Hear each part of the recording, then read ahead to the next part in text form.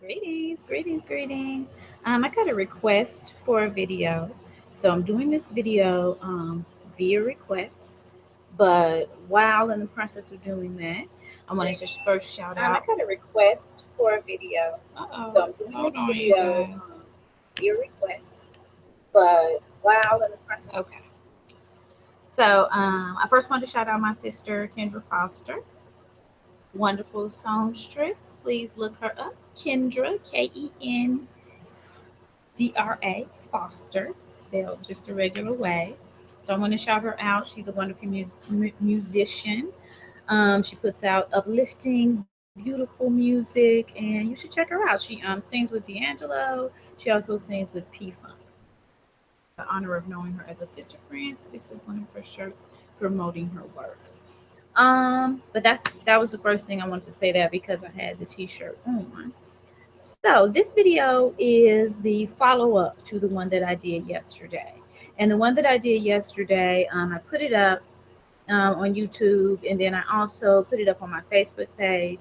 And one of my Facebook sister friends loved the video, but she said that part of the issue that she has and that she would think that younger women would have is how to know when a man is worthy of your time, of your attention, of your care.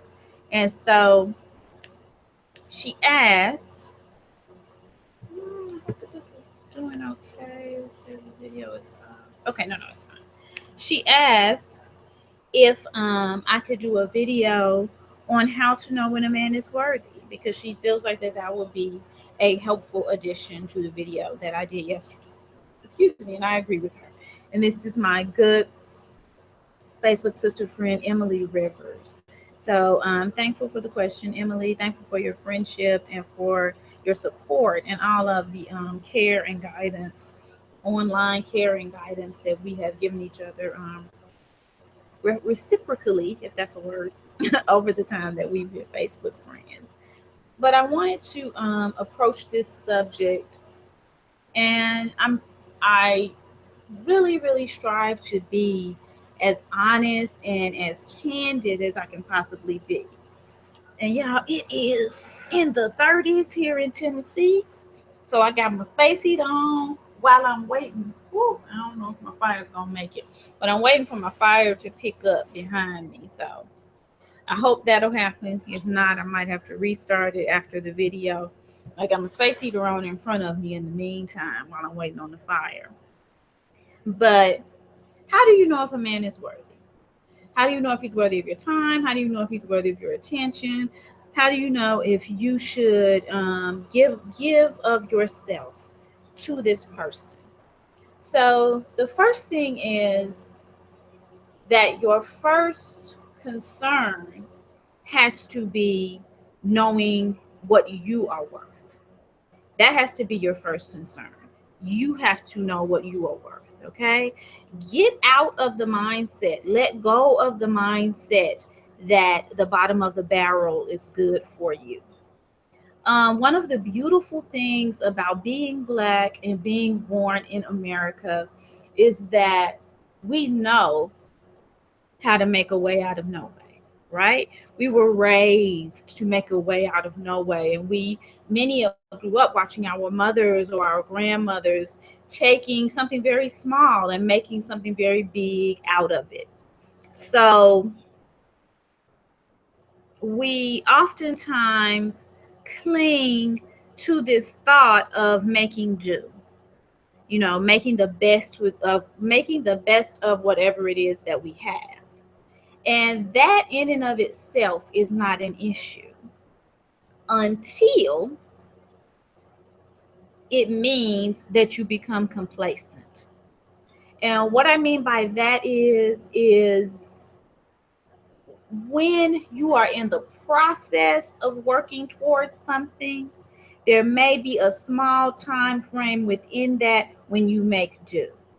But there has to be a time frame that is measurable and that you have put a date and time on when you are hitting a peak. You're hitting something higher. Okay. And I hope that I'm making sense. That's why I keep pausing because I'm like, I hope this makes sense. But we have to get out of the mindset of making the best of what we have. And we have to get into the mindset of actually having the best. So that's what I mean by knowing your own worth. In knowing your own worth, then you will be completely clear that what you are worth is the absolute best. For me, I spent many years in the Afrocentric community, the African-centered community, and that being a part of that community led me to accept less than what I was worth, than what I had been raised to know that I was worth, and to accept a lower standard of living than I was raised with, because I felt like that what I was accepting was what would be the best for the revolution, or what would be the best for, the man that I was with, and to support him and to help him um not feel emasculated and to not be materialistic. So I accepted a lot less than what I was raised with. I was in a lower echelon in every way for the entirety of that marriage, and I told that to him. I was like, if it was anybody else, um, nobody else would expect me to live at the standard that you have me at. This is not the standard of living that I was raised with. But because I thought that that was a part of that philosophy, and because that is preached as a part of that philosophy, oh, if you're a good African woman, you're not materialistic, you're not always asking for material things, you don't expect to have a big house, you don't expect to have a big fine car, you are good with whatever comes down the pipeline. This poverty mindset, or this poverty consciousness, I guess we could call it, is a big part of the African centered movement, the Afrocentric community, the African centered lifestyle. And because of that, I accepted that. But I was not raised to think like that. And one of the things that helped to snap me out of that was being initiated by a man from Nigeria, Babalawo from Nigeria. And I remember when he first came over to the United States, and he um, he rented a house, like a regular, 3-bedroom house. But by the time he had been here for a couple of months, of course, the next house that he rented was a nice size, big, palatial something. It was just one person. Like, he hadn't brought his wife over, he hadn't brought his children over. It was just one person, and he was living strictly off of the work that he was doing in the religion. And in doing that, he had this, big old home, and I was like, So while we, as African Americans and African Caribbean people, say that we are living the African lifestyle, an African person born in Africa, this is their view of the African lifestyle. And so I watched him, I paid attention to him, and every home that he got was bigger than the one before. Once he did bring his wife over, of course, she was very well taken care of and living lavishly, basically. He had a nice, very nice car. She had a very nice car when she had a car. And when we would have functions, he would have 2 or 3 or 4 or 5 changes of clothes. And each outfit would be more fabulous than the one he had on before.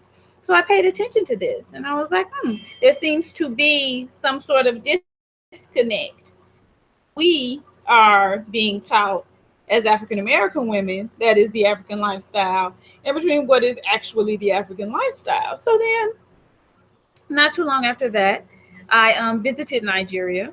And this was a different family. When I visited Nigeria, the family that I was adopted by in Nigeria was a different family than the one that initiated me into the priesthood. And I went, and you may have heard me on other videos talk about my father's compound in Nigeria, my adoptive father. But my father's compound, he has like 15 wives. Each wife has her own house, because you don't marry more than one woman from a traditional perspective if you cannot completely and totally support more than one woman. And support does mean to provide her, with a home, to provide her with startup capital for her business, and other things that she would need for you all's children. So all of my adopted mothers and sisters, because some of them are my age, in Nigeria, they have their own home. And so my father's compound is like an apartment complex. It is as big as an apartment complex. So for the whole month that I was there, I don't think that I saw all of it. I would go to my elder mother's homes, and I would go to the places where they produced their various things for their businesses. And I still don't think that I saw all of it because I could see how far it extended back. And I know I hadn't been to all of the homes. And some of my adopted brothers, once they got to be older, they had their own homes too within the compound. So I got to Nigeria and I paid attention to how my family there was living. And again, I see this disconnect between what we are being told is the African lifestyle here in the United States and in the Caribbean, and what Africans actually live as their lifestyle in Africa. And that pretty much sealed it for me. And I realized that African women in the diaspora were being lied to so that we would accept less than what we are actually worth. So what I found out from my mothers, and as a matter of fact, me and my husband at the time renewed our vows while we were in Nigeria. And so when it was time for my wedding, a couple of days before my wedding, our vow renewal, my husband at the time came to me and he was saying something that my adopted sister was like, she should not accept you. She should not accept you. And I said, I laughed and I was like, why are you saying this? She said, what is he bringing?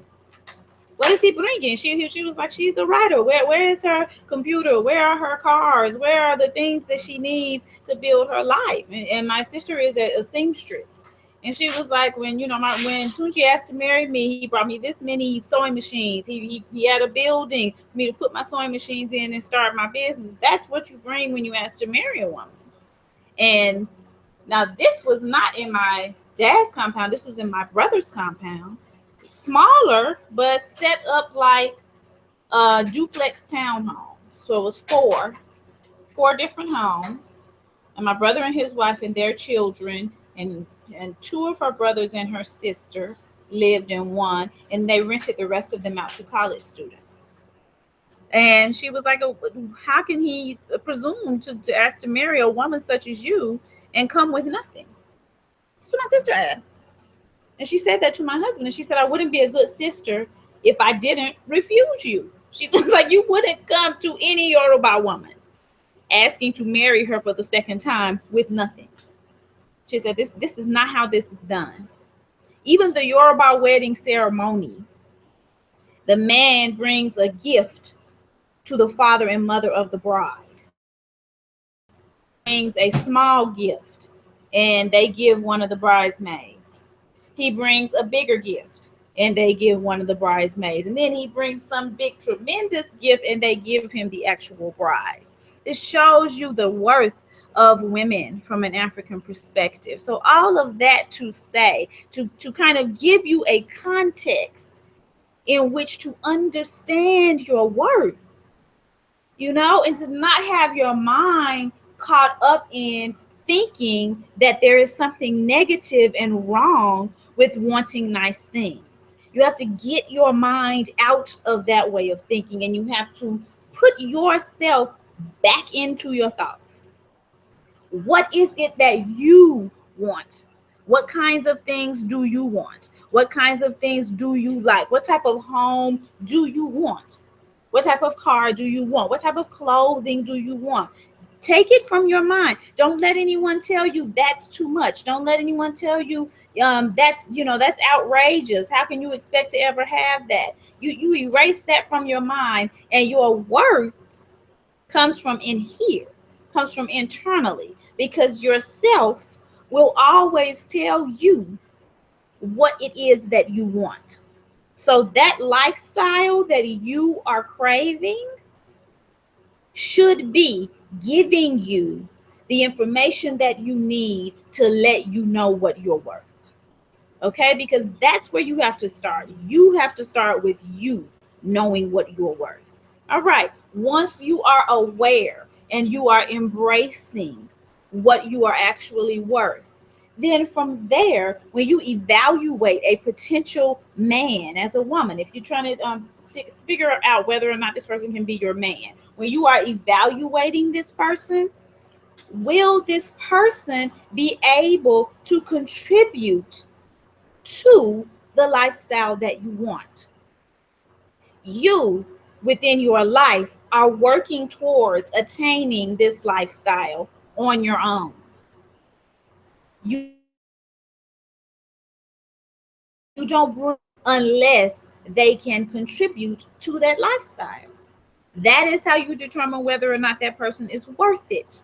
If they can't contribute something to that lifestyle, then they're not worth your time or your energy. They will instead be a waste of your time and of your energy. They will instead be a drain on your time and on your energy. Okay, what are the different ways that people contribute to your lifestyle? Obviously, the first way they can make, a financial contribution to your lifestyle. They can make the contribution of making sure that you have the tools that you need in order to continue to build this lifestyle. For example, what my sister said to my ex-husband: if this woman is a writer, then where are her computers?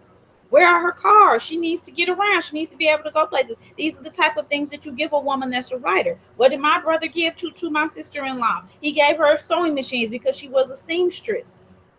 So he did not necessarily come with capital. Well, eventually he did. But when they first began to court, he came with the things that she needed to continue to build up her lifestyle. How is this person contributing to your lifestyle? Are they contributing? Are they able to contribute? Because if they're not able to contribute, then all that they can do is take away. That's all that is possible. It is an investment that will have no return. And like I told you yesterday, you are currency. As a woman, your presence, your time, your attention, your love, and your care are currency. If they were not currency, men would not be fighting so hard to get them. Okay? All of that is currency. Every woman, to be in her presence is currency. We feel that. And there is value on that. If there was no value on it, people would not be fighting to get it. Okay? So, if you are giving your currency up with no return on your investment, then you are draining yourself. If you have a checking account, or you say savings, you have a savings account, and you have, let's just say, $5,000 in your savings account, and every month you take out $100 and throw it across your balcony, and the next month comes, you take $100 out again, you throw it across your balcony. What is that called? That's called draining your resources, right? Your time, your attention, your care is needed for your destiny, for the fulfillment of your destiny. So when you give time and attention and care to your business, to your school, to whatever steps that you need in order to make your goal a reality, when you're giving time and attention and care to that, that is the same as putting money in your savings account. So to be taking time and attention and care away from that and giving it to something that is not giving back to you, that is like throwing the currency of yourself out the window. That's what you're doing. So you know that a person is worth your time and attention because they are able to contribute to the fulfillment of your destiny. That's how you know. People can contribute financially. They can contribute the things that you need in order to make this goal a reality. They should, while contributing other things, they should also be contributing pleasantness, keeping you at ease, keeping you peaceful, keeping you happy. They should be contributing wonderful things to eat, snacks, foods. These are the types of contributions that people can make. Look at how you interact with your friends, the people that you consider to be your close friends. How did you determine that you were going to remain close with these people? How did your friendship stand the test of time? Because those people proved their worth. You didn't just meet them in undergrad. Y'all meet one day in class, and the next day you letting them borrow $200. That's not what happened. Once you got to the point where you knew that your friend had your back, it was over the test of time. You paid attention to their character. You saw what kind of person they were. When you needed things, they were there for you. And this is how you then determined that you were within a relationship where you could give of yourself. You judge a relationship with a man the same way. Why is that different? You don't look at your relationships with your friends and automatically jump into best friend status. What makes your best friend your best friend? She has your back. She has had your back through all types of bullshit. She has always been there for you. She's never left you out in the cold. She's never left you hanging. That's how you know she's your best friend. So you don't get to then give, first of all, you don't ever give a title to a man. You don't ever do that because men are territorial. So if they want to be in a relationship, then they will lock that relationship down. If they're not locking the relationship down, then they don't want to be with you. They're not taking the relationship seriously and they're using you. That's what's going on if they don't put a title on it. So don't be fooled by that. So you don't ever put a title on a man. He puts the title on the relationship. That's one of the ways that he shows you that he's worth your time and attention, is by putting a title on the relationship. So he puts the title on the relationship. Is that what he's acting like? Is that what his actions are showing? Are his actions like he's your man? Are his actions like he's your fiance? In every way, in every category. Does he care about your dreams, your goals, your desires? Are those things important to him? And you know that something is important to someone according to their actions. Are those things important to him? And you should be able to see that. You should know that. It is not difficult to know whether or not somebody is worth your time. If you have to wonder if they're worth your time, then they're not. If you have to ask yourself, then they're not. Or you haven't known them long enough to know. So my best friends, nobody has to ask me if they're worth my time. I don't have to ask myself if they're worth my time. If they need me, I'm there because I don't have to ask myself that. I know that they've got me. So of course I've got them. I don't have to ask. I've taken the time to get to know them. We've been through things together. So until you have taken the time to get to know a man, then why are you assuming that he's worth your time? Why are you assuming that he's worth your energy? It's simple. You will know. You will feel it. The situation will let you know. There'll be no doubt. There'll be no doubt that this person is worth your time and attention. And there'll be no doubt not only to you, but to everybody around you. What you're not going to do is say, well, he's in a situation right now and I'm helping him through it. No, no. If you are a man, you approach women for serious relationships once you yourself have brought yourself up out of a situation. It is not the responsibility of any woman to pull a man up out of a situation. That is not how that ever works. So you should not be anywhere saying to yourself, well, he was going through a rough time when I met him and now I'm just helping him. And when I finish helping him, then he's going to have my back the way I've had his back. And I'm going to tell you why you don't say that. And I'm telling you this as a woman who will be 48 years old this year. He is not going to help you. Men do not respect a ride or die chick. I hope that you are hearing me. I leaned up into the camera to emphasize this point right here. Okay? It's from a mother perspective. Almost 50 years old, been on this planet half a century. Men do not respect a ride or die chick. So if you meet a man and he is not in the financial, emotional, spiritual, whatever other state to treat you the way that a man should treat a lady, then he does not need to be in a relationship. He is looking for a come up, and you will wind up being his come up. That's all that you're going to be. He is not going to have your back after you have been his come up. He is going to continue to expect you to be his come up because that is the pattern that you have set in the relationship.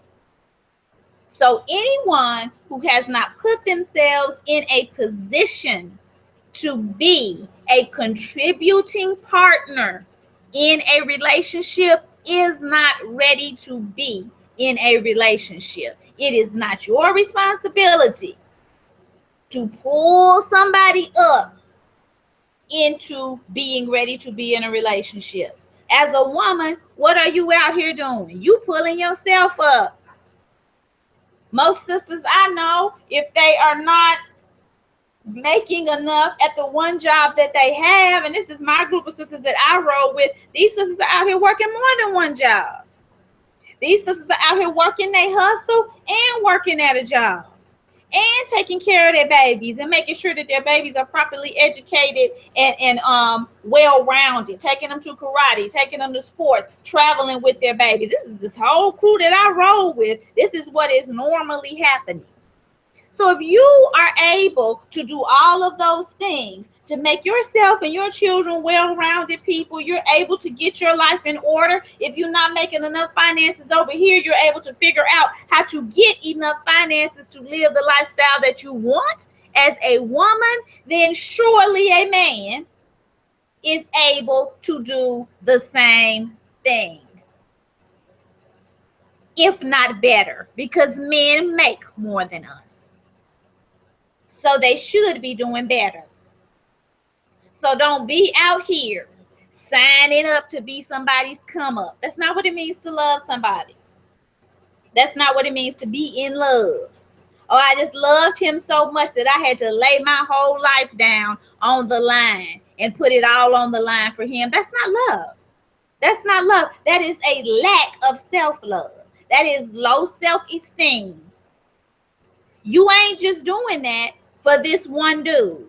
Any dude who would have came into your life, you would have done the same for. So what does it have to do with love? As a matter of fact, every dude that has come into your life, you've done the same for. So it ain't got nothing to do with love. That is low self-esteem. You do not believe that you are worthy of a man giving you what you deserve. So you try to buy a man's affections. You try to bribe a man into loving you. You think that if you don't completely and totally give all of this of yourself, that he's not going to stay around and that he is not going to want you. All that is showing is that you don't value yourself. That's all that that's showing. Has nothing to do with how much you love him. It has to do with how you don't love yourself. So don't be out here being nobody's come up. That is not your position as a woman. That is not what you're supposed to do. You are supposed to be in your own come up. You have children, you're supposed to be in your come up and your children's come up. It is not the duty of any woman anywhere in the world to be the come up of a man. And any man who has already established himself would be embarrassed to have a woman as his come up. If a man is out here trying to make you believe that it is your responsibility to pull him up out of the gutter, he is a user and he is a moocher. He is someone who makes his way by draining other people. Any man who tries to make you believe that that is what your responsibility is